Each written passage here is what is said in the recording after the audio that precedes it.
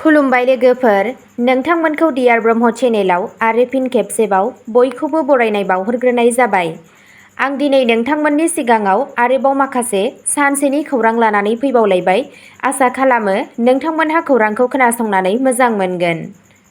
आरो बेजों लोगोसेनो नोंथांमोनहा सानफ्रोमबो फुंबिलि समाव बेबादिनो गोदान गोदान खौरांनि आपडेट मोननो थाखाय चेनेलखौ साबस्क्राइब खालामनानै लादो आरो खौरांखौ खोनासंनानै मोजां मोनोब्ला अन्नानै लाइक, शेयार आरो कमेन्टबो खालामनानै होलांब्लानो जाबाय।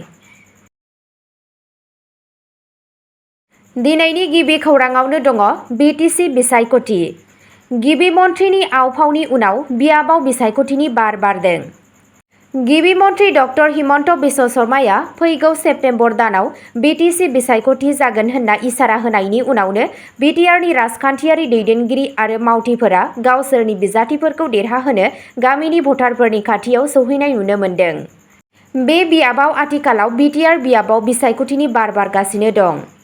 मोनफ्रोमबो राजखान्थि दोलोआ बांसिन मासि मोननो थांखि लागासिनो दं। बिग ब्रादार महरै बे बोसोरसिम UPPL जों लोगो जानायखौ लाखिनाय बिजेपिआ फैबाय थानाय बिसायख'थियाव रावबो दोलोजों बिसायख'थिनि सिगां जेबो गोरोबथा खालामनाय नङा। बेबादिनो क'क्राझार लक सभा बियाबनि बारग' MP नब कुमार सरनियानि दैदेननायाव गणसुरक्षा पार्टीआ हाग्रामा महिलारीनि दैदेननाय BPF जों सावरायगासिनो दं। नाथाय गोरोबथानि थिरांथाखौ दिनैसिम थि खालामनाय जायाखै। बेबादि थासारियाव गंथाम गाहाय राजखान्थि दोलो भाजपा, UPPL आरो BPFआ बिटिआरआव गाव हारसिङैनो बिजाथि फसंगोना रोखा। बेराफारसेथिं अनजलि दैमारिनि गोदानै दाजानाय दोलो आरो नब कुमार सरनियानि GSP दोलोआबो गावसोरनि बिजाथिफोरखौ दिन्थिनो हागोन। गुबुन दोलोफोर आरो आफादफोरा सिगाङाव माखासे बियाबफोराव बिजाथि फसंनो हुमखि होदोंमोन, नाथाय दासिम बारा गोसो होनो हायाखै। आथिखालाव मोनफ्रोमबो बियाबनि बायदि बाक्सा जिल्लानि सिङाव थानाय 24 नं मुसलपुर काउन्सिल बियाबाव राजखान्थियारि बार बारगासिनो दं। बिजेपिआ हारसिङैनो बिसायख'थि गेलेनो लुबैदों। जुदि बिदि जायो अब्ला मसलपुर काउन्सिल बियाबाव बिजेपिनि सासे बिजाथि थागोना रोखा। थारैनो मसलपुरावबो गोबां टिकेट बिजाथिफोर दं। बिसोरनि गेजेराव बाक्सा जिल्ला भारतीय जनता पार्टीनि लेङाइ आफादगिरि डक्टर सुरेश स्वर्गियारी, मावफुं सोद्रोमा मनिन बर' आरो मसलपुर मण्डल बिजेपिनि आफादगिरि रिपिप कुमार देखा दं। अदेबानि बियाबनि रायजो राजाफोरा थांनाय बिसायख'थियाव गावसोरनि बिबुंथिखौ फोरमायदोंमोन आरो बुंदोंमोन दि UPPLनो भट होनानै खेंसालियायै बिजेपिखौ मदद होनायनिख्रुइ थोंजोङै बिजेपिखौ मदद होनाया साबसिन। जुदि बांसिन भट होग्राफोरा बे बिबुंथियाव थायोब्ला बिजेपिनि देरहानाया रोखा। नाथाय बियाबनि बेलायाव माहारि, हारियारि आरो रावारि सौग्रावलायनाया नोजोर होथावना। फारियाव सोजानाय हारिसाफोरनि थाखाय थिखानाय बियाबाव सिगाङाव सायख'जानाय काउन्सिलफोरा बर' फोलेरनिमोन। जुदि बे रोखोमसे सोलिबाय थानायखौ भट होग्राफोरा लाखिबाय थायोब्ला बेयो मिथिंगायारि दि 2025 मायथाइयाव बे बियाबनिफ्राय सायख'जानाय सुबुङा बर' जोलैनि जागोन। समान मोनथाय, समान जौगाथाय आरो समान जौगाथायनि बाथ्रा बुंग्रा बिजेपिआ बे बिथिङाव बियाबखौ सामलायनो थाखाय मा थांखिफोर नाजावगोन बेखौ समाजो खिन्थागोन। बेखौ गोसोखांनो हायो दि बे बियाबाव बयनिख्रुइ बांसिन गिदिर भट होग्राफोर दं। बिजेपिनि बिजाथिया गोख्रों जानाया जोबोद गोनांथार। जुदि बिजेपिआ राकेश ब्रह्मनि हेंथायै बिसायख'थि गेलेनांगौब्ला, जायखौ आथिखालाव बयजोंबो अनसायजानाय मावफुं सोद्रोमा मानिनाय जायो। जुदि बिजेपिआ लहा दानाय खान्थिजों आवगायलाङो अब्ला बिनायसाया बर' जोलैनि जानांगोन। बेराफारसेथिं 24 नं मुसलपुर परिषदनि भटारफोरा BPFनो मोनथाम समगान्थि आरो बिजेपि UPPL दोलोनो मोनसे नेम होनाय जागोन होनना बांसावनाया बे खेबाव सैथो जागोन।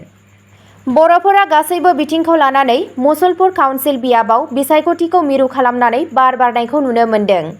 बिजेपिआ हारसिङैनो BTC खुंथायनि खुंथाय मोनोब्लाबो आसाम बिधान सभानि बुंथिगिरि बिश्वजित दैमारिया BTCनि गाहाय मावफुंगिरि सोद्रोमा महरै बिबान लानायखौ गिनाया बयनिख्रुइबो बांसिन। मख'नो गोनांदि BTCनि मावफुंगिरि सोद्रोमा राकेश ब्रह्मनि रायजो राजाफोरनि गेजेराव राजखान्थिनि रंजानाया बारानिफ्राय बारा जालांनायखौ नोजोर होनानै BPFनि अनसुमै खुंगुर बर'आ मुसलपुर काउन्सिल बियाबाव देरहानायनि बेबादि माला गाननो सान-हर बियाबनि रायजो राजाफोरनाव ओंखारबोनाय नुनो मोन्दों। नैथि खौराङाव दङ हानि मोनथायनि फारसे जारिमिनारि आगान। CM प्रमद बर'आ पर्बतझरायाव गं 1245 नखरफोरनो हा सोसननायनि फोरमानलाइ रानदों। हा गैजायैफोरखौ गोहो होनाय आरो बिसोरनि मोनथायखौ फोथांना लाखिनायनि थांखिजों मोनसे जारिमिनारि आगान होनानै मानगोनां गाहाय मावफुं सोद्रोमा CM श्री प्रमद बर'आ मैया बृहस्पतिबाराव पर्बत जरानि 1245 हा गैजायै नखरफोरनो हा सोसननायनि फोरमानलाइ राननानै होयो।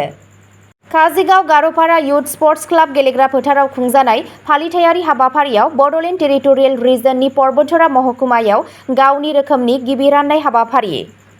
बे फालिथायाव गोबां अनजिमानि मुलाम्फा मोनग्राफोर, जायगानि दैदेनगिरिफोर आरो मावख'गिरिफोरा बाहागो लादोंमोन। गासैबो समाजारि, रांखान्थियारि जौगानायनि फारसे मोनसे गोनांथार आगानखौ नुनो मोन्दोंमोन। सुबुं गौमाखौ बिबुंथि होनानै श्री प्रमद बर'आ ओनसोलनि मोनफ्रोमबो नखरनि थाखाय हा रैखाथि होनो थाखाय BTR खुंथायनि गोख्रों रादायखौ फिन खेबसे बुंफिनो। बेयो जागायनायल'। जों बेखौ थि खालामनो थाखाय बावसोमदों दि रावबो हा गैजायै नखरा उनफिनना थाया। फैबाय थानाय समाव आरोबाव हानि बिमुंफोरखौ राननाय जागोन, बिथाङा बुंदोंमोन।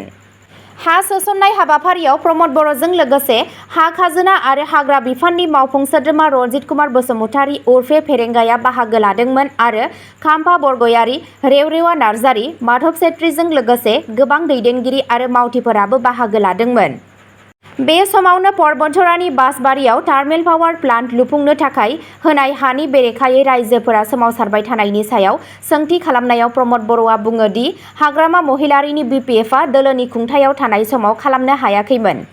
प्रमद बर'आ BPF दोलोनि खेंसालियायै बे सोमावसारनायखौ सोरजिनायनि इसारा होदोंमोन। थामथि खौराङाव दङ चिराङाव मेलेरिया सांग्रांथि मेल खुंदों। चिरां जिल्लानि भारत-भुटान सीमा ओनसोलनि मेलेरिया जाथावना ओनसोलनि सुबुंफोरनि सावस्रिखौ नोजोर होनानै चिरां जिल्ला सावस्रि बिफाननि नाजानायाव बामुनगावआव आरो इन्डियान अइल कर्परेसननि सिङाव थानाय बङाइगाव रिफाइनारिनि हेफाजाबाव मोनसे मेलेरिया सांग्रांथि मेल खुंनाय जायो। बे सांग्रांथि मेलनिफ्रायनो मुलाम्फा मोनग्राफोरनि गेजेराव मुलि गोनां हान्थु आरो कम्बलनि राननायनि मोनसे हाबाफारि जागायदोंमोन। रायजो सभानि MP रोनगोरा नार्जारी आरो क'क्राझार लकसभा बियाबनि MP जयन्त बसुमतारीया बामुनगाव आयुष्मान आर'ग्य मन्दिर आरो गुदि देहा फाहामसालियाव खुंफुंनाय मेलेरिया सांग्रांथि मेलखौ बेखेवना होयो। बे हाबाफारियाव बाहागो लानानै MP रोनगोरा नार्जारी आरो जयन्त बसुमतारीया बुङो दि चिरां जिल्लानि भारत-भुटान सीमा ओनसोलाव बोसोरफ्रोमबो मेलेरियानि गोसारनाया जायो। दैज्लां बोथोराव बे मेलेरिया बेराम जानायनि खाबुआ गोबां जायो। बेखौ नोजोर होनानै मेलेरियानिफ्राय बारग'नो थाखाय भारत-भुटान सीमा ओनसोलाव थानाय सुबुंफोरनि गेजेराव मुलियारि हान्थु आरो बाहायजाथाव कम्बल राननो थिरांथा लानाय जादोंमोन आरो बङाइगाव रिफाइनारि अथ'रिटिआ बे हाबाफारिनि फिननायाव मदद होनो सिगांबोदों। बेनि थाखाय बङाइगाव रिफाइनारिनि मावफुं सामलायगिरि आरो गाहाय नयन कुमार बरुवाखौ साबायखर बावो। मख'नो गोनांदि बङाइगाव रिफाइनारिनि ससियेल रेसपन्सिबिलिटि स्किम CSR नि सिङाव चिरां जिल्लायाव 20,000 कम्बल राननाय हाबाफारिखौ बेखेवनाय जायो। बे मेलेरिया सांग्रांथि मेलाव MP रोनगोरा नार्जारी, जयन्त बसुमतारीजों लोगोसे बङाइगाव रिफाइनारिनि मावफुं सामलायगिरि आरो रिफाइनारिनि गाहाय नयन कुमार बरुवा, सावस्रि सिबिथाय बिफाननि लोगो सामलायगिरि डक्टर रेजाउल करिम, सावस्रि मावख'गिरि राजेश पान्डे आरो गुबुन गुबुन देहा फाहामगिरि आरो मावफारियाफोरा बाहागो लादोंमोन। ब्रैथि खौराङाव दङ मोनबा जिल्लायाव UPPL दोलोआ गोख्रों मासियाव दं। MP जयन्त बसुमतारी। थांनाय मंगलबाराव BTC काउन्सिल बिसायख'थिनि सायाव BJP दोलोनि सिगांनि गसंथानायखौ सोलायनाय जादों आरो रायजो BJPनि आफादगिरि दिलीप शइकियाआ मोन 40 बियाबफोराव बिजाथि फसंनो फोसावो।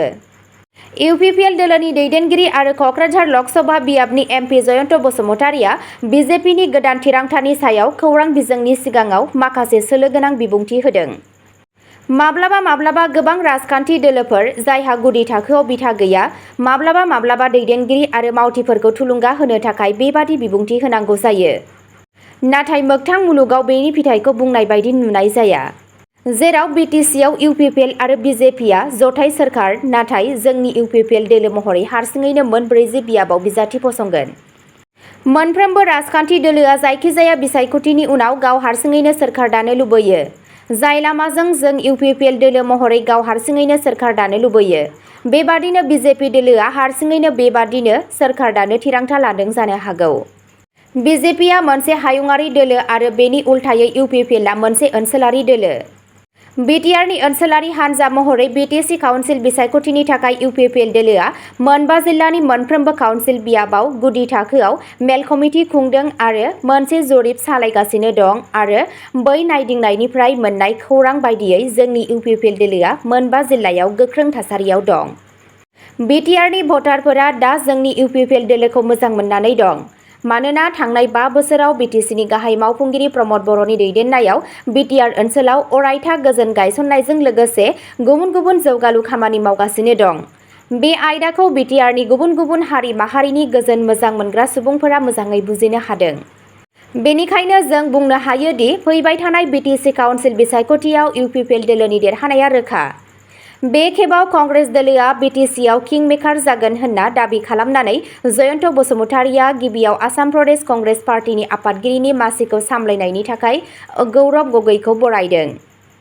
बेनि उनाव बिथाङा बुंदोंमोन दि बिटिआरआव कंग्रेस दोलोनि आफादारि थाथाया ओरैबायदि लोरबां दि गंसेबो आबुं मडल कमिटि दानाय जायाखै आरो थांनाय लक सभा आरो उफ्रा बिसायख'थिनि फिथाइखौ नायनानै गोरलैयैनो हमदांनो हायो दि आथिखालाव कंग्रेस दोलोआ लोरबां थासारियाव दं। बाथि खौराङाव दङ गुदि थाखोनि आबादखौ जौगाहोनो थाखाय क'क्राझाराव आबाद नोजोर होनाय हाबाफारिया जागायबाय। क'क्राझाराव मैया 29 मेनिफ्राय मोनसे गाहाय आबादारि सौहैनाय हाबाफारि विकसित ऋषि संकल्प अभियानआ जागायजेनो। बेनि थांखिया आबादारिफोरजों थोंजोङै फोनांजाबनाय आरो गामि थाखोआव जेंनाफोरखौ सुस्रांनाय। बे केम्पेइनखौ क'क्राझार सानजानि MLA लरेन्स इस्लारि आरो गसाइगावनि MLA जिरन बसुमतारीआ बिसमुरियाव थानाय सानजा मालिगाव VCDC मावख'आव जागायदोंमोन। बेयो 12 जुनसिम सोलिगोन आरो जिल्लानि गासैबो जौगाखां ब्लकफोरखौ लाफागोन। बे फोसावनाया आबाद बिगियान मिरु KVK क'क्राझारजों दैदेनजादों आरो आसाम आबाद मुलुगसोलोंसालि, आबाद, जुनार फाहामथाय, गायखेर जौगाथाय आरो ना फिसिनाय बिफान आरो ASRLM जों हेफाजाब होजानाय। आबादारिफोरा जेंनाफोरनि सायाव सावरायनो, गोदान आदबफोर सोलोंनो आरो सोरखारि मावथांखिफोरनि सोमोन्दै मिथिनो थाखाय रोंग'साफोर आरो सोरखारि मावख'गिरिफोरखौ लोगो हमगोन। बेयो आबादखौ जौगाहोनायाव मदद होगोन आरो साबसिन बिथांखिफोरखौ लामा दिन्थिगोन। बे हाबाफारियाव जिल्ला आबाद मावख'गिरि दिगन्त थापा, ASRLM मावख'गिरि बिचित्र बिरजय नार्जारि आरो गोबां जायगानि आबादारिफोरा नुजाथिदोंमोन, जाय बेखौ गोख्रों जागायजेनदोंमोन। द'थि खौराङाव दङ दरं फरायसालिमाया 5 बोसोरनि थाखाय गावखुंथायारि थामान अट'नमास स्टेटास मोनबाय। मुलुगसोलोंसालि अनसुंथाइ आय'ग UGCआ दरं फरायसालिमा तेजपुरनो 5 बोसोरनि थाखाय गावखुंथायारि थामान होदों। बे थिरांथाया गुवाहाटी मुलुगसोलोंसालियाव मोनसे थांखि दैथायहरनायनि उनाव फैदोंमोन आरो 14 मेआव जानाय UGCनि जथुमाव गनायथि होजादोंमोन। बे जारखुंथाया सोलोंथायारि बोसोर 2025-2026 निफ्राय 2029-2030 मायथाइसिम गोहोम खोख्लैगोन। UGCआ गुवाहाटी मुलुगसोलोंसालिखौ 30 साननि गेजेराव मावख'आरि फोसावथाय होनो थिनदों।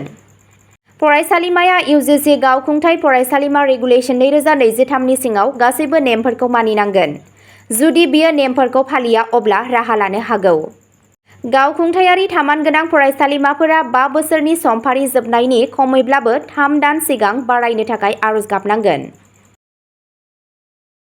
स्निथि खौराङाव दङ आसामनि काछाराव 2.56 कौटि रांनि हेर'इन जब्द खालामनाय जादों।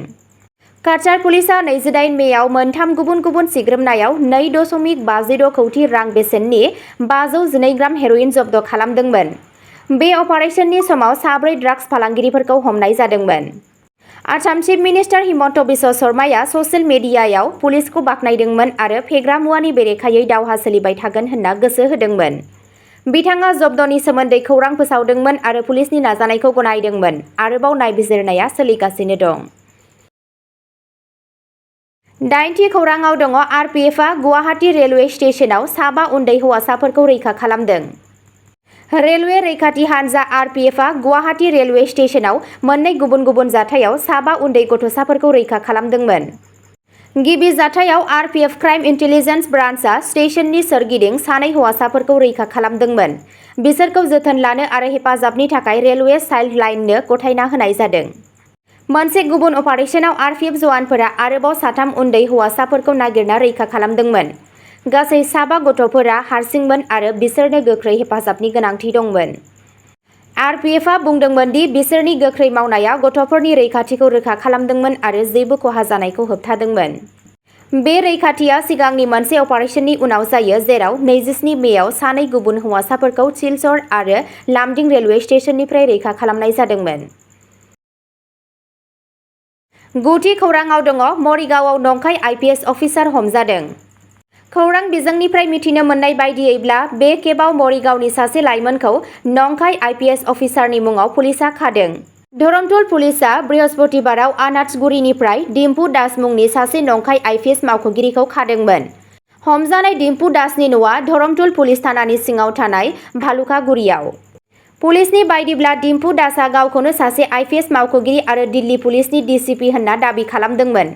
बिथाङा गावखौ सासे IPS मावख'गिरि होननाबो सिनायथि होदोंमोन आरो मरिगाव जिल्लानि गोबां गागि पुलिस मावख'गिरिफोरजों जानबुंनि गेजेरजों सोमोन्दो लाखिदोंमोन। बेल' नङा, लाइमोनफोरा मरिगाव जिल्लानि पुलिस मावख'गिरिफोरखौबो थाबैनो बायदि बायदि हाबा मावनो बिथोन होयो। रायखांनो गोनांदि मरिगाव पुलिस, जाय हमजानाय डिम्पुनि सायाव सन्देह खालामदोंमोन, गुबै सैथोखौ दिन्थिनो थाखाय गोबाव समनिफ्रायनो सिग्रोमगासिनो दंमोन।